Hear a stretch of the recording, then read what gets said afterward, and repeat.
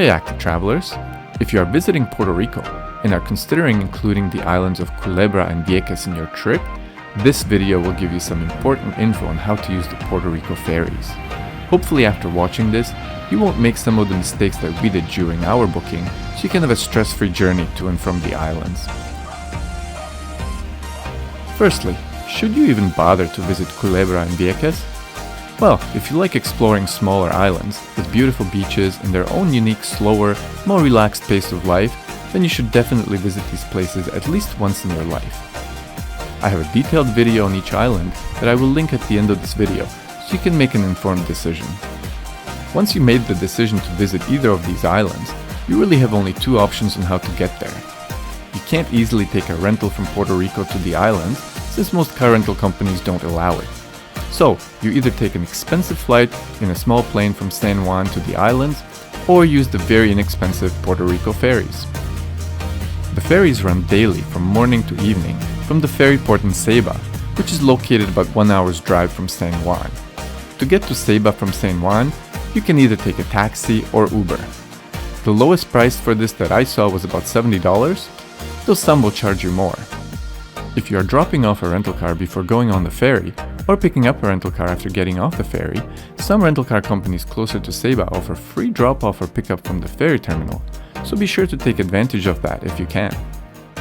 As you can see on the Puerto Rico Ferries website, buying your tickets for the ferry can be done in advance via the City Experiences mobile app, or in person at any of the ferry terminals.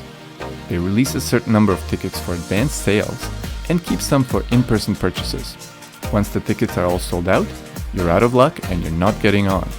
So, if possible, I would highly recommend that you buy your tickets well in advance, especially if going during a busier holiday time. The tickets only cost about $3, so it isn't a huge cost commitment. Make sure you also buy a return ticket so that you guarantee that you'll be able to get off the islands when needed.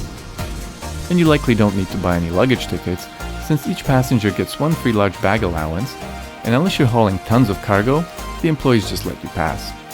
Plan your trip such that you book your ferries that are early enough to get you to your island destination in good time. If, for example, you're renting a car in Culebra or Vieques, you want to be there well in advance of the car rental company closing time. And if you plan to visit both islands, and you're going between Culebra and Vieques, chances are you'll have to take a ferry back to Ceiba and then head out to your second island. If doing this, plan to have extra time in Ceiba to ensure you don't miss your connecting ferry like we did. If leaving from Vieques to Culebra via Ceiba, I'd ensure the second ferry is at least 2 hours later than my departing ferry from Vieques. If leaving from Culebra to Vieques via Ceiba, I'd ensure my second ferry is at least 2.5 hours later than my departing ferry from Culebra. Of course, if I was visiting both islands again, I'd skip the two ferry paying. I'd book a ferry from Ceiba to Culebra, then a flight from Culebra to Vieques, and then a ferry back from Vieques to Ceiba. The flights between Culebra and Vieques seem to run around $70, so although more expensive than a ferry, it is still relatively cheap and a cool experience to see the islands from the air. Okay, now that the booking logistics are out of the way, what does the ferry experience feel like? The ferry terminal in Ceiba is in the middle of nowhere, and only has one small coffee/food place. Otherwise, there's nothing to do there but wait for your ferry. And on your way back, when getting off a ferry in Ceiba, if you need a taxi, you should be able to catch one from there most of the time. The ferry terminals in Culebra and Vieques are even smaller and more limited, but they are located in town, so you have good food options close by. You can also get a taxi at these ferry terminals most of the time, or you can get the rental car company on the islands to pick you up. There's no public transportation on either of these islands, so it's either taxis, rentals, or walking.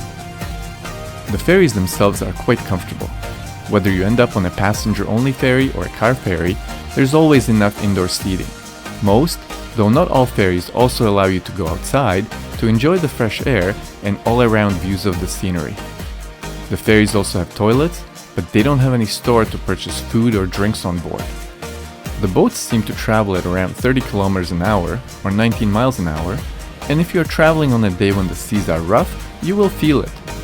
You can see here how the boat sways from side to side, even on a day with relatively small waves. We were lucky enough that we had calm seas for all 4 trips and didn't see anyone get seasick, though we did hear stories from days when the weather was less accommodating.